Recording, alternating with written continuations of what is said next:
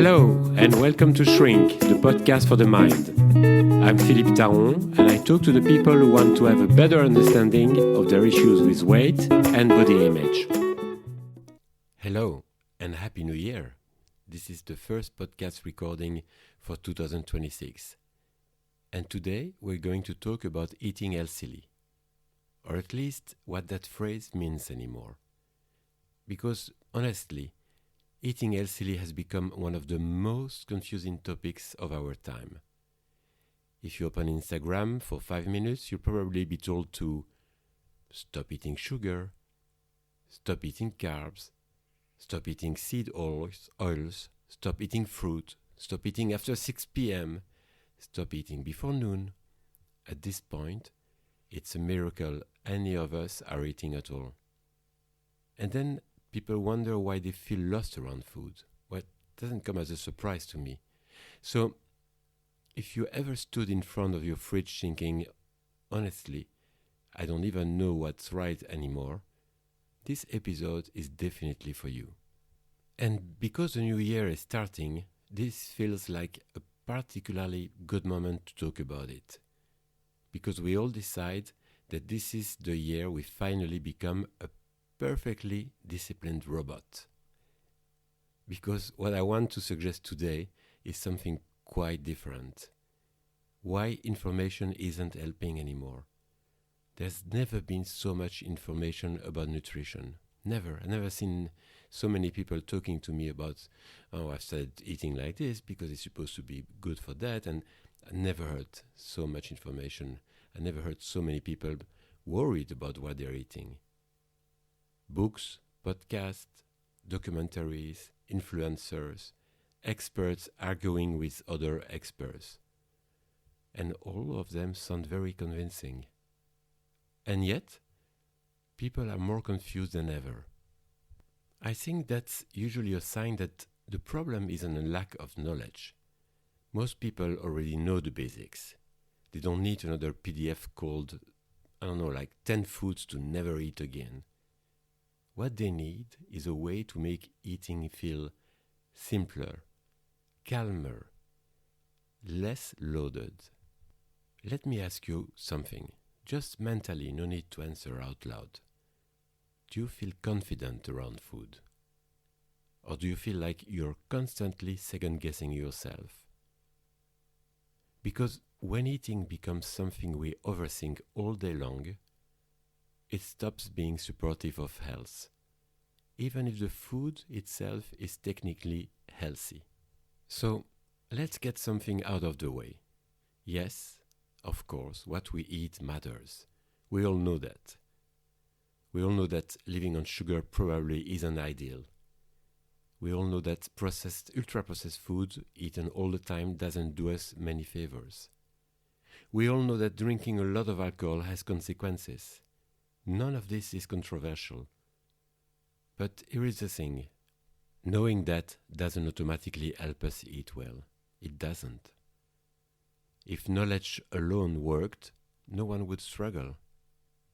So instead of repeating rules we already know, I want to look at something that's often missing from the conversation. Not what we eat, but how we eat. Because let's be honest for a moment. Most people eat too quickly, or while doing 3 other things, slightly stressed, slightly distracted, slightly disconnected. Sometimes we're answering emails with one hand and eating with the other one, barely tasting anything. And then we wonder why food doesn't feel satisfying. So a gentle question for you. When was the last time you ate a meal without a screen? Either a screen of your phone or watching a movie on Netflix. When was the last time? Or when was the last time you ate a meal without rushing? I'm not judging this, it's just curiosity. Because when we eat very fast, the body doesn't get the memo that food is coming. When we eat distracted, satisfaction arrives late, or even not at all sometimes. And then people say things like, I just don't feel satisfied by food anymore. Often it's not the food, it's the context. Our nervous system doesn't really register mindful eating when we're eating hummus straight from the tub while standing in the kitchen at 9 p.m., which I find myself doing sometimes, and then regretting, thinking, did I even enjoy it? Did I need to finish that whole tub? But again, it's very human, but it's just not very nourishing. So let's talk about pleasure, enjoyment, and why they matter. This might sound surprising, but enjoyment is not a luxury. It's part of our digestion. Not an easy word for me to say, digestion. If food is always controlled, restricted, rushed, or labeled as naughty, it loses something essential. Let me ask you, do you actually enjoy the food you eat most days? Or are you just eating what you think you should, because you've read it somewhere? And that's really important, because when pleasure is missing, people often keep eating. Not because they're hungry, but because something feels unfinished. Pleasure helps us stop. Pleasure helps us feel satisfied. And pleasure helps us trust ourselves again. And no, this doesn't mean every meal has to be an unforgettable experience. It would be great if it was, but it's not going to be like that. It just means food is allowed to be nice. I strongly believe in a different way in. I strongly believe, and I've seen it working with so many of my clients for the last 20 years. And it's looking at life first. This is the part I really want to emphasize. Instead of asking yourself, how can I eat more healthily? Try asking, what in my life makes me eating well harder right now? Because food behaviors don't exist in isolation. So let's talk about a few big ones. For me, one of the biggest ones, is sleep. If you're tired, your body will ask for quick energy. And that's not a lack of willpower, that's biology. And in fact, I experienced it 2 days ago. It was a bit late, I was really tired, and I still had two clients to see online, different sessions. And between two sessions, I opened the cupboard and I saw some chocolate and some biscuits, and I thought, I'm going to have some chocolate, some biscuits. And then I asked myself, are you really hungry, Philippe? And Philippe answered, no, I'm not hungry. I just feel tired, but this is not going to help me. Or maybe it's going to help me a tiny bit, but then it won't help me sleeping well. So I just avoided it. I had a big glass of water and I stretched a bit. That's my thing. Maybe you will find other ways to manage it, to manage things when you're tired and it's not the right time for you to go to bed and sleep. We all have different techniques, but we should, of course, try to avoid the one which is reaching for food, which is usually not the kind of food that will help us on the long term. So improving sleep is not separate from healthy eating. It is healthy eating. And then there is stress. When stress is high, the nervous system goes into some kind of survival mode. And survival mode does not care about balanced meals. It cares about comfort and relief. So again, a gentle question. How stressed is your life at the moment? Really? I really have to pay attention not to be stressed by external things, like the news. Of course, I'm aware of the news and I read the newspapers online, but I don't do it in the evening anymore before going to bed, or it's not the first thing I will do in the morning before starting my day, because it's going to either be starting my day with stressful things or ending it with something stressful. So sometimes I read it and I make sure I read news which are not designed to make me feel more anxious, let's say. If we don't pay carefully attention, we can be stressed or even anxious all the time. The news are terrible. Not all of them, and that's a good thing, but we hear so many stressful and scary things. Global warming, is AI going to replace my job? There's so many stuff, wars and world very close to us, if we don't pay attention, we can easily end up overwhelmed by all this. So, and of course, this is not going to help the way we eat, because when we feel overwhelmed, when we feel stressed, when we feel anxious, food is comforting. It works. It does work. But then we start feeling bad about ourselves, thinking, why did I eat this? I didn't need that. I'm not going to be healthy anymore. Maybe I'm going to be sick. And maybe I'm going to develop that sickness or that one. And it's like never ending. So having boundaries with things like the news, for example, not only the news, sometimes it's boundaries with some anxious or stressed people around us, even if they're very lovely people, even if we love them, we need these healthy boundaries sometimes. I have one of my very good friends, every time we see each other, he starts talking about something which is very stressful for him. Usually it's about Ukraine, what's happening there, and I totally get it. And I'm not saying, we shouldn't think about these things or we should be separated from these things. But I tell him, quite quickly, okay, let's talk about it, but just for 3 minutes, and then let's switch to something else. Because I don't want to be, I don't know how you say that, I don't want his stress, his anxiety to become mine. I cannot take on board everybody's stress and anxiety, and neither should you. And that's a good moment in this recording to talk about enjoyment and rest. When life feels narrow, food often becomes the highlight, which makes sense. What I mean by that is, if you don't have much enjoyment in your life, it's not about being happy all the time, it's not about being busy doing great things all the time, but if you don't have much enjoyment, if your life feels narrow, like I just said, well, you might be much more tempted to look out for food. And this food and your next meal or your next snack or your next glass of wine will be the enjoyment of the day, or the enjoyments of the day, if you repeat this a few times a day. And so sometimes the most helpful question isn't, what should I eat less of? But what do I need more of in my life?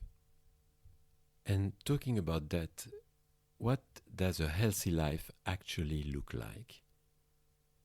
A healthy life is not just a life where you eat the right foods. In my mind, in my opinion, a healthy life includes movement you don't hate. So it's not about going to the gym if you hate it. It's about doing something you like. Maybe the gym is not for you. It's not for me, for example. I've tried it a few times, usually in January. It's not for me. Maybe for you, dancing would be better. Or maybe skating would be better. I don't know. Whatever it is, or yoga would feel better. But if you only do yoga, for example, because you've seen that it's such a good thing for you, but you're not enjoying it, you're not going to do it on the long term. A healthy life, I think, is also a social life that feeds you emotionally. But what does it really mean, in fact, a social life that feeds you emotionally? Well, it's not seeing, that cousin or that mother-in-law just because you haven't seen them for a long time and, they want to see you, but you don't really feel like seeing them. Well, that doesn't feed you emotionally. That just removes maybe some of the guilt you have because you feel like you're not seeing your family members often enough.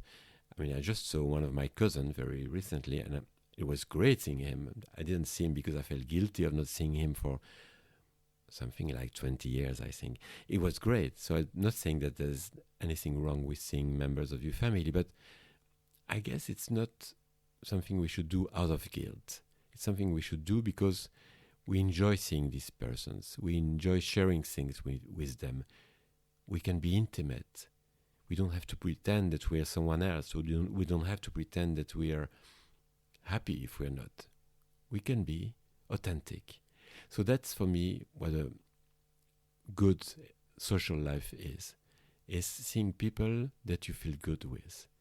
And after you've seen them, it's thinking, yeah, that was nice. It was nice seeing him.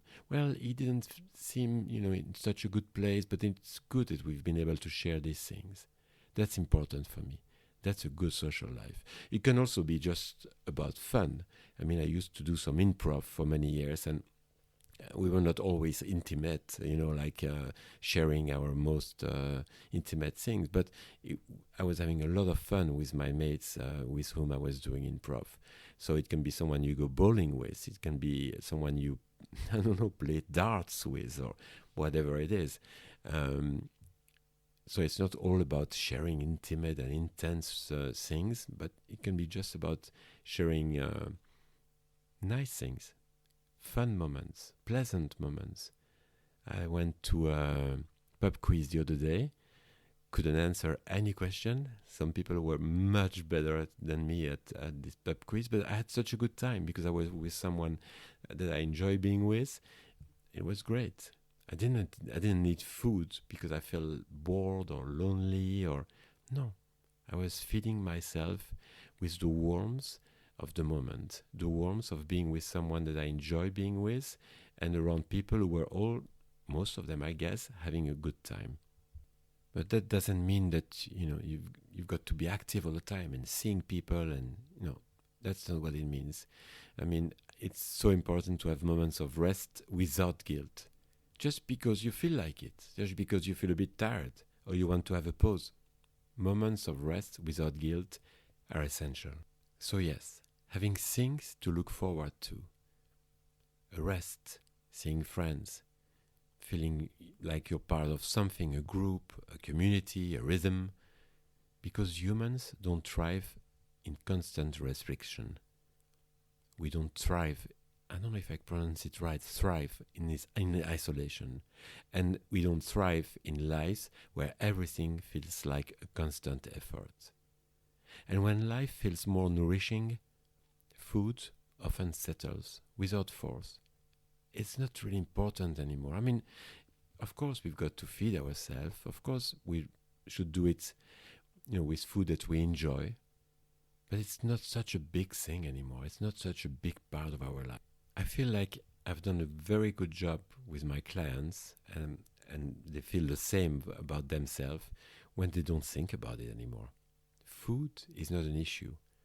They feel like they have a balanced life, a life that they enjoy most of the time, not always, because of course there are difficult moments, but food is not part of the equation anymore.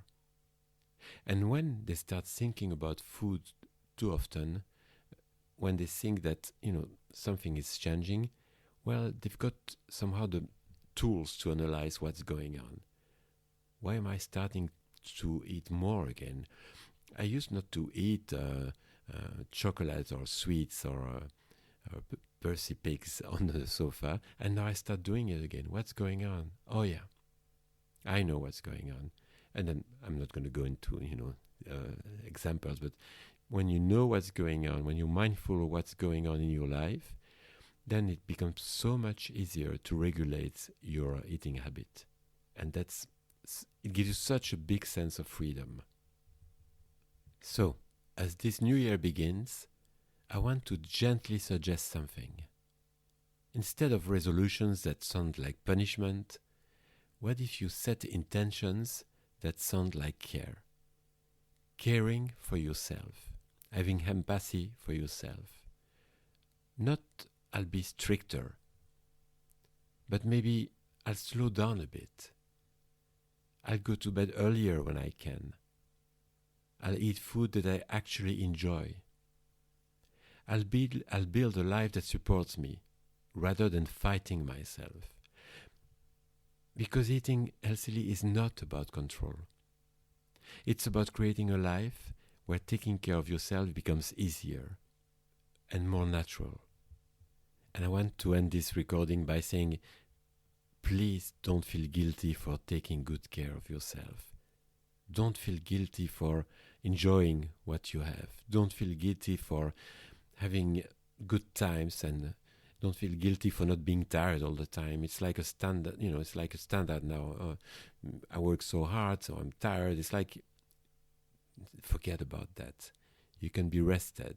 You can see your friends, the ones that are not toxic, and enjoy good times with them without feeling bad, thinking, well, how can I have fun, knowing that all these things are happening in the world.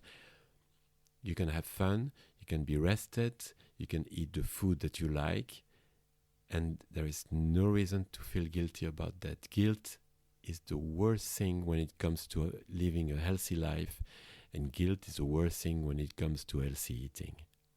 Thank you for listening. Take what resonates and leave the rest. Maybe some of the things are not for you. And I'll speak to you soon. Bye-bye.